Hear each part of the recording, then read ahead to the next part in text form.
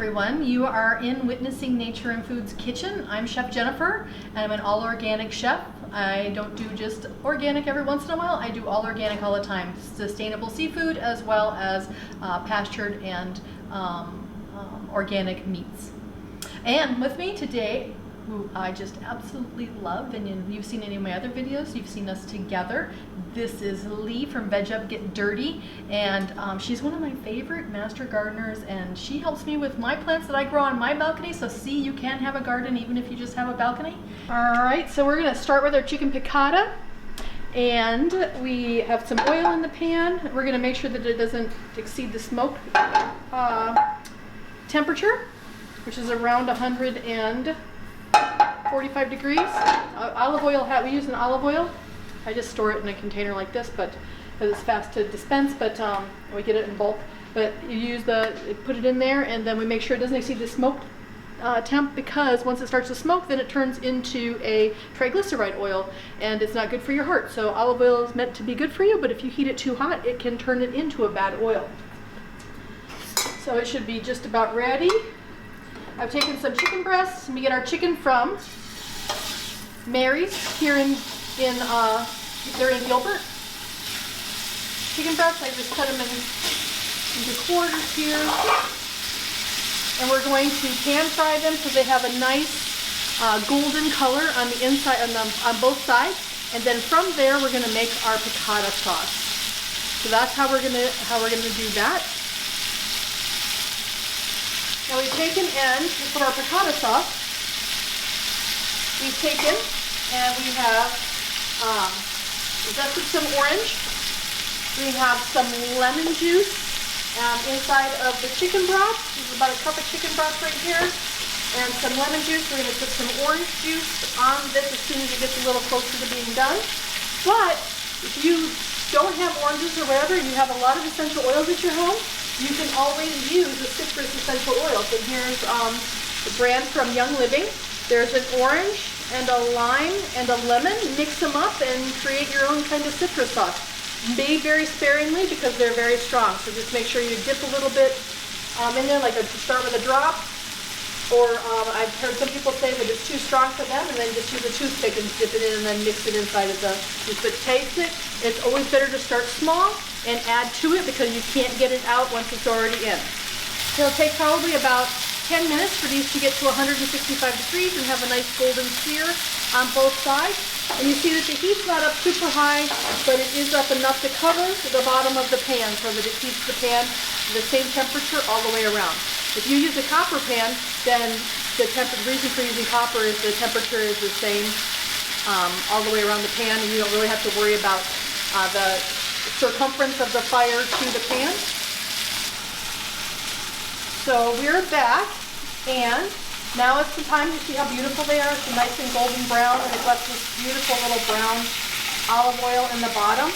So I'm going to squirt them a little bit with some orange that I zested earlier.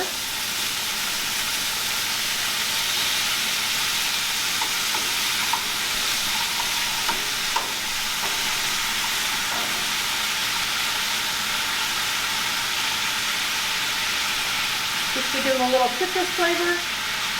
Now we're going to take them out.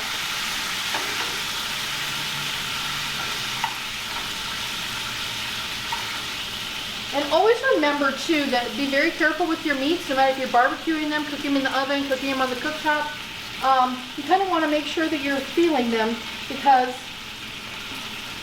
done is about 165 for chicken, and that's kind of like if you used the soft part of your finger right here.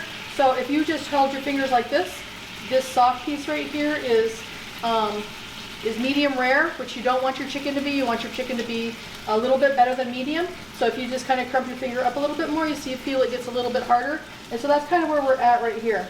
They're not hard, but they're still soft. So they're going to be juicy inside, and your meat is going to still continue to cook for 5+ minutes once you're done. Once you take it off the fire. So now we take our chicken broth, capers, lemon juice that we put in there, and then we have a little bit of orange zest. Some people do it only with lemon zest. I like the combination of orange and lemon zest together. And again, I still have my tongs. So there we go. See, it's turned a nice, beautiful brown. We're gonna let that sit and saute for a bit. Lose a little bit of the liquid in it so it thickens up a hair. I don't use any thickeners in my food, so we need it to cook just a hair more so that it thickens up a bit and becomes more of a sauce versus runny liquid. Alrighty, so let's move on to our shrimp dish. I like to use a wok when I use shrimp. It has a bigger cooked surface, a heated surface, so that I can cook everything all at the same time. And I'm using a fish, so I have different tongs now. And we're going to put a little bit of minced garlic in here. And then I have some red onion that I have diced up. And here's where we're going to use a lot of the essential oils to kind of add that citrus flavor to the shrimp. We'll garnish it up with some cilantro, and we'll put it on a bed of, we're going to saute some kale after some Swiss chard after this. It'd be totally fun.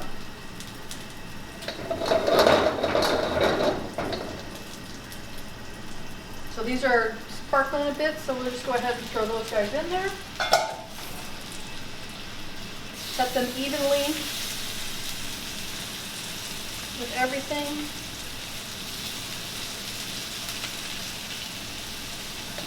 You can cook as many as you want. I got some big ones. We do sustainable, we're members of Slow Food, and we do sustainable seafood. So there is an app on Seafood Watch that you can put on your Android or your iPhone, or you can look on the internet and you put in the fish that you're selecting. It doesn't matter, fish, seafood, crustaceans, whatever it is, and they will give you a rating, because at every grocery store it will tell you where the fish came from and if it's wild or farmed. So doesn't that smell yummy? Yummy, you guys? Got the garlic happening, the onion happening. Yummy, makes me happy. So shrimp is, and then one of the easiest things to cook, and probably the one that gets overcooked the most so they become rubbery. And then also too, if you get green shrimp, you can also, at the most supermarkets, you can ask them to devein them and cut the shells for you so you can easily cook them. If you buy them already cooked and you try to add flavors to them, or you try to saute them like this, then the cells of the fish have already been cooked and closed, and then now they've been frozen, so they're not going to absorb any additional flavor, so you have to use a lot of sauce or other things. So I choose to use this, and you can see they're almost already done. See, they're turned pink already on both sides. The pretty green, the pretty red onion and some garlic. They smell wonderful.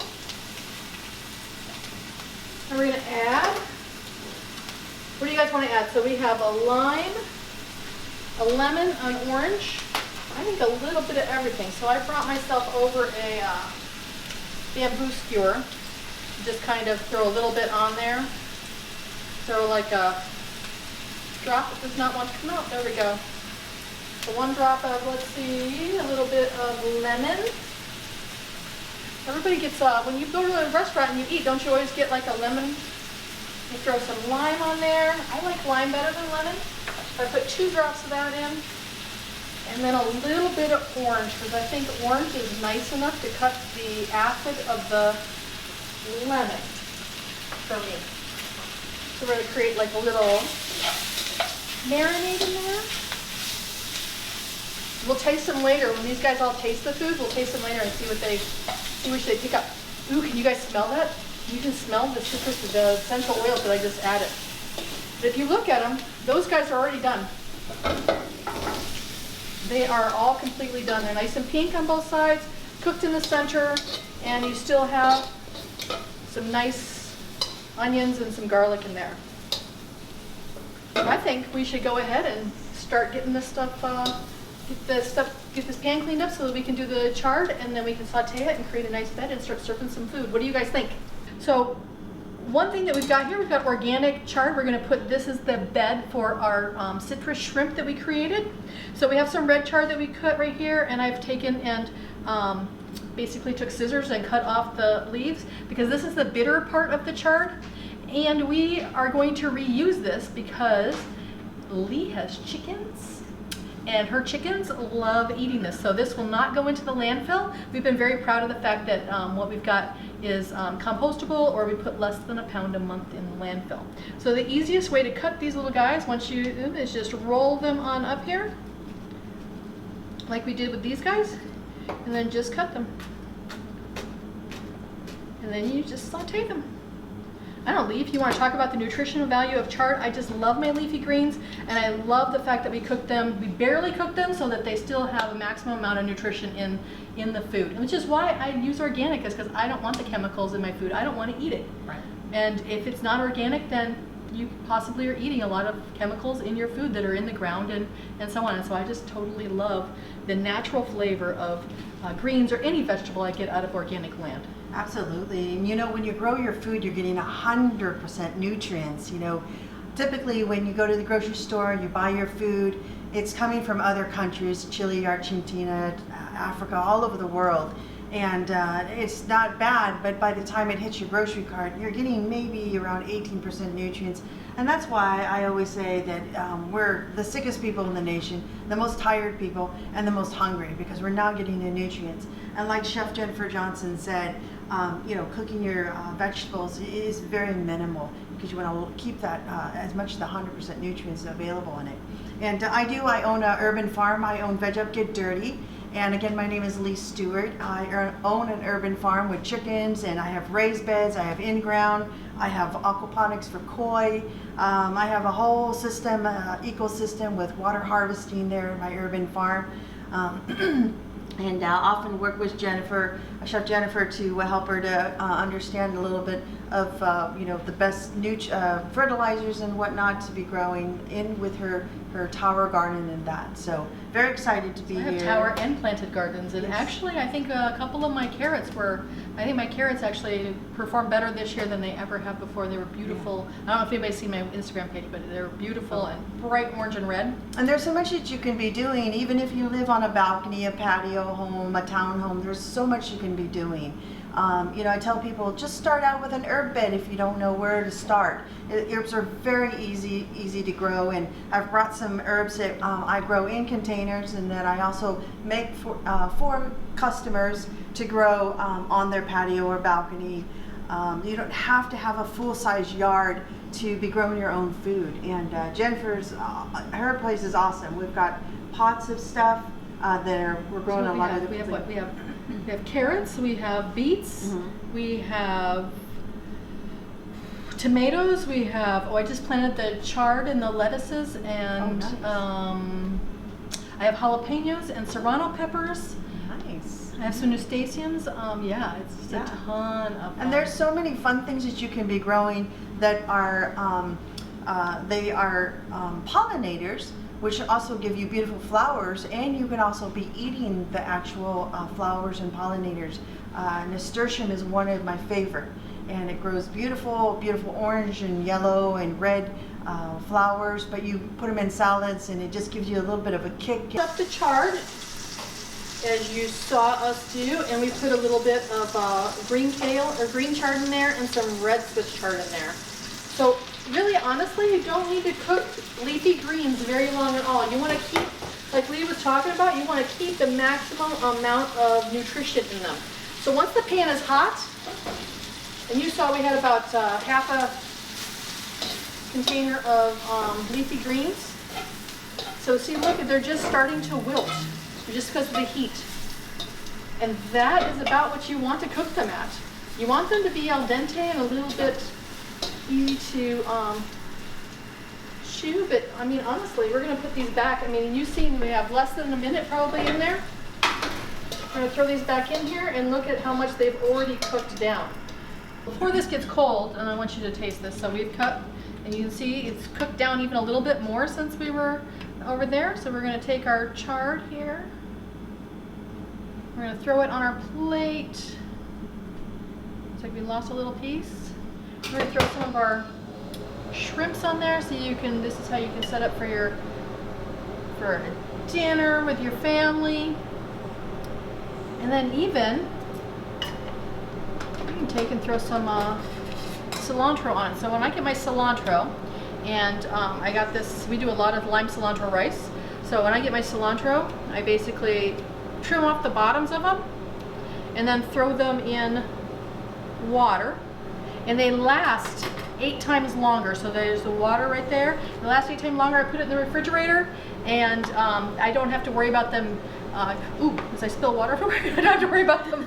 I don't have to worry about them wilting and dying so quickly and turning black and brown. And they last forever. I do that with my parsley. I do it with actually almost all of my herbs and so on. I take and put them in water so they continue to grow and continue to stay alive. And that's a great trick to be doing. You know, if you don't have a garden or you are getting stuff from the grocery store, that's an awesome trick to be doing, because it will keep stuff from becoming a science project in your refrigerator. And also too, if you have a garden or you have even a little herb bed or something like that, it's nice because you're only clipping what you need, so there's no waste. And that's always a nice thing, because typically when you go to the grocery store, you buy anywhere from a week to 2 weeks worth of stuff, and then in a week it's a science project because we don't get to it. We don't cook You it have up. great intentions because you go to the store when you're hungry, right? Right. Great intentions, and then you find out that, I didn't want to eat that. Right. Now try this. You have to tell us, especially which essential oils you taste inside the shrimp. Oh yeah, for sure. My favorite. These are like the bomb shrimps. Like, they're ginormous. Yeah, I got them at the store this morning. Beautiful. This looks so delicious, and the colors are so wonderful. Wonderful, wonderful, wonderful colors. All right, I'm just going to use my fingers at this point. You can use your fingers anytime you want to for your own food. Okay. You don't want my fingers on your food? Yeah, I've known you for a long time, so it could be okay, but... Oh my God, that's amazing. That is so good. You saw how long it took to cook, right? The vegetables cooked. It probably took me, 5 minutes to prep everything, and then it took me, 2 minutes to cook the vegetables and 5 minutes to cook the shrimp, maximum. It's delicious. Oh my gosh. You can taste all the flavors come together and they just pop in your mouth. Hi, we're back in Chef Jennifer's kitchen, again with Witnessing Nature and Food. We're an all-organic catering company, and I'm here with my awesome bestie, Dory Morales from Green Living Magazine. We cater a lot of their events, and we just have this holistic compost, recycle, reuse theology that we both believe in immensely, and I'm just so excited to be here with Miss Dory. She's going to try our chicken piccata and find a new way to make a kale salad. Well, I'm very excited to be here with Chef Jennifer. She's an amazing whole food organic chef, and we definitely have a lot of same ideologies and beliefs and what you should do in the kitchen to make it more sustainable. And so I've taken some kale, just some standard Italian kale here, and I have diced it up really small. So a lot of people don't like kale, and I was a huge person that didn't like kale before. But I've learned that if you do baby kale versus full-grown kale, or if I pick my kale earlier than what I normally would do before it bolts, then it tastes significantly better. And then also, like we did with the chard, you take the spines out, feed them to the chickens, feed them to anyone that will eat them. I mean, the dogs don't care either. Dice them up and put them in the dog food. It's good for them, but and depending how much fiber you have, you can actually dice them up and eat them yourself if or you're throw them in your lacking smoothie. a little bit of fiber. Throw them in your smoothie, just a little bit bitter, so add a little bit of blueberries to your smoothie in the morning, and it takes care of the bitterness. Yeah. But we've taken our kale here, making a small kale salad. I've diced it up small. And let's see, I like it with, a lot of my customers have nut allergies or their dairy issues, so I like to use pepitas. They're nice and sweet. I throw some pepitas in there, add a little different color, a depth of the greens, if you can see that there. And then I throw in some cranberries, some dried cranberries. You can use raisins, or you can use fresh cranberries, whatever you want to use. And then, because I know how much you love Parmesan, we're going to throw a little bit of Parmesan in here. Now, I typically do not add dressing to my salads. Although we do make a apple poppy seed dressing, or as we talked earlier, you can take olive oil with the essential oils and put that in the dressing, And you can make a citrus dressing or a mint dressing or whatever kind of dressing you want with the essential oils, but just a couple tablespoons of the olive oil and stuff. Don't drown it, just cover it slightly. And you have a great healthy salad dressing that you can make up in a second. So we have our chicken piccata. Get this stuff out of the way. Actually, how about we get rid of this? Let's move this over closer to you, Missy. We have our chicken piccata, and you see those oils are still on there, or the liquids are still on the juice. We're going to take a piece, throw it right there. Our sauce is now done. You see, remember how much liquid was in the sauce? Now we cooked it down a bit while we were doing the shrimp. I'm just going to...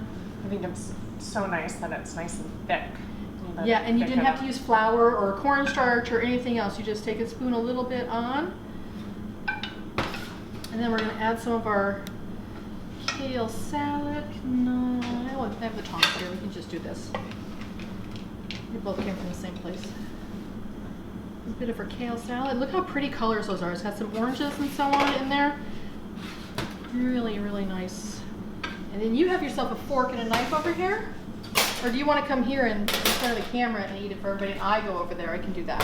And you can tell everybody what you think. Oh, you know what else we can do? We can garnish it with some watermelon radish. They're super pretty. Those are gorgeous. I love watermelon radishes, yeah.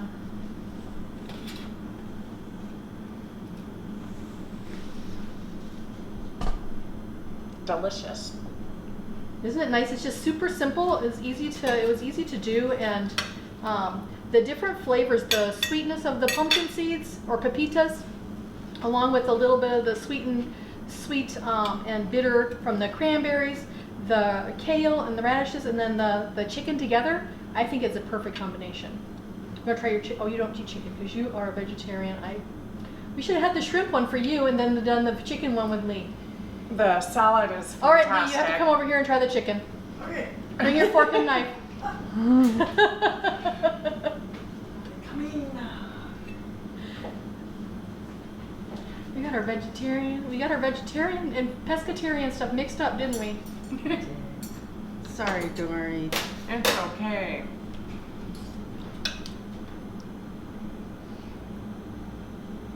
Oh my gosh. Is this still juicy? The chicken is nice and juicy, right? Yeah. Yes, absolutely. And the sauce that you put on top is amazing. This is just super simple. Just some chicken broth, a little bit of the essential oils, and some lemon juice and some orange zest. Very nice. Very nice. Just adds a nice flavor to it. Yeah. You can definitely taste the essential oils in there, the flavors of that.